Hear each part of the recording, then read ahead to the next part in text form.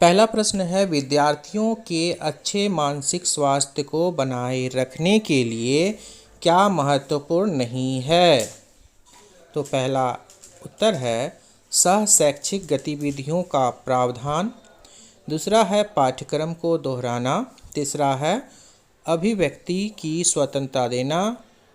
और चौथा है रुचियों में भिन्नता का ध्यान रखना।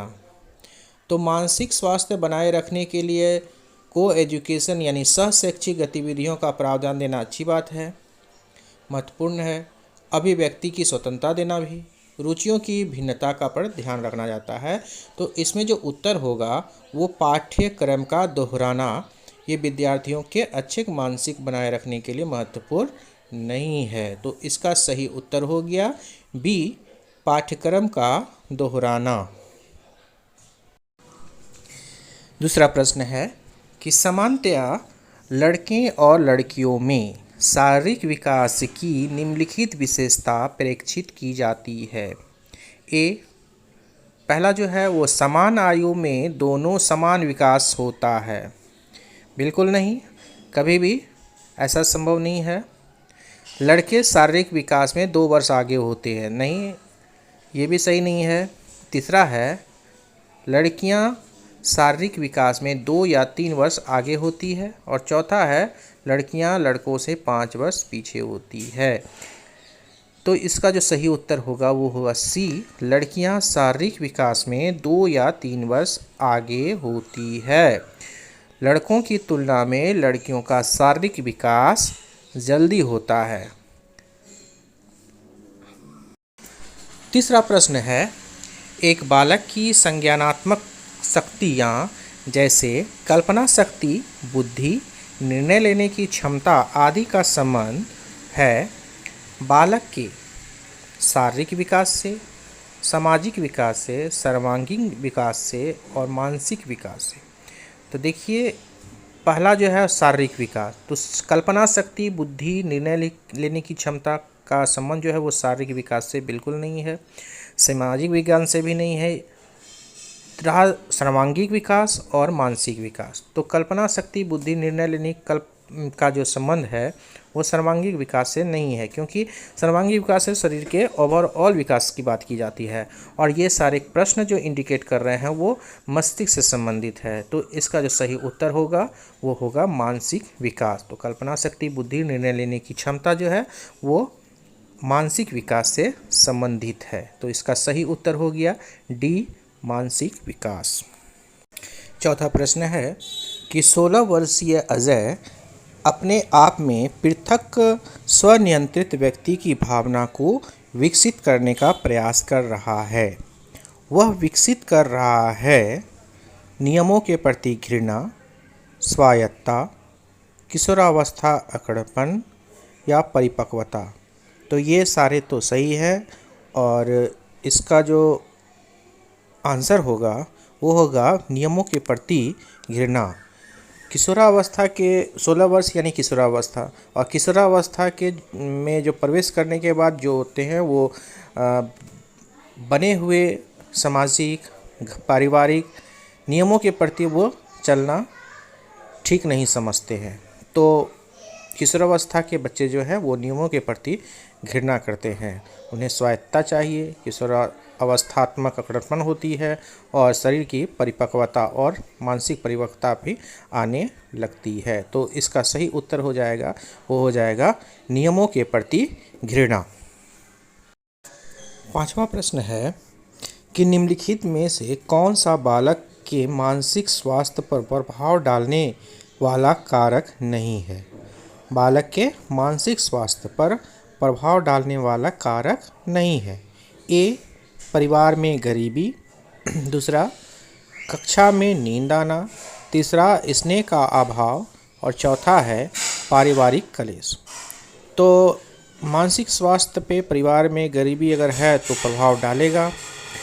स्नेह यानी प्यार का अभाव है तो इसमें भी मानसिक स्थिति यानी मानसिक स्वास्थ्य पर प्रभाव डालेगा। पारिवारिक कलेश है, अगर घर में झगड़ा हो रही है, परिवार में तनाव है तो इसका भी मानसिक स्वास्थ्य पर प्रभाव पड़ता है। तो बी नंबर जो है कक्षा में नींद आना ये आंसर जो है वो मानसिक स्वास्थ्य पे किसी भी प्रकार का प्रभाव नहीं डालता है। तो इसका उत्तर हो गया कक्षा में नींद आना। निम्नलिखित में से कौन सा कथन सही नहीं है? विकास और वृद्धि एक दूसरे के पर्यायवाची हैं। विकास एक सतत प्रक्रिया है। वृद्धि विकास का एक भाग है। विकास कार्यक्षमता, कार्यकुशलता और व्यवहार में आने वाले गुणात्मक परिवर्तनों को प्रकट करता है। तो इसका उत्तर होगा ए, विकास और वृद्धि एक दूसरे के पर्यायवाची हैं। विकास जो होती है वो एक निरंतर प्रक्रिया है, लेकिन वृद्धि जो है वो एक समय के बाद रुक जाती है। इसलिए यह कथन सत्य नहीं है। अगला प्रश्न है, बाल विकास के किस चरण में विपरीत लिंग की तरफ अधिकतम आकर्षण दिखता है?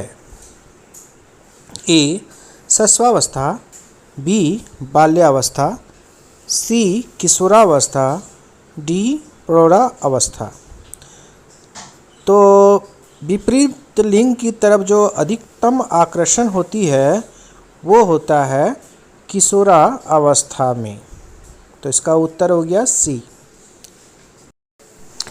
अगला प्रश्न है, मानव विकास की वह अवस्था जिसे सुनहरी अवस्था कहा जाता है वह है ए, शैशवावस्था, बी, बाल्यावस्था, सी, किशोरावस्था, डी, प्रौढ़ावस्था। तो इस प्रश्न में कहा गया है सुनहरी अवस्था। तो सुनहरी अवस्था जो है वो बाल्यावस्था के समय को कहा जाता है। 10वां प्रश्न है, निम्नलिखित में से कौन सा कथन वृद्धि की विशेषता का प्रतिनिधित्व करता है? वृद्धि की विशेषता का प्रतिनिधित्व नहीं करता है। तो पहला ऑप्शन है यह मात्रात्मक पहलू है, बिल्कुल सही है।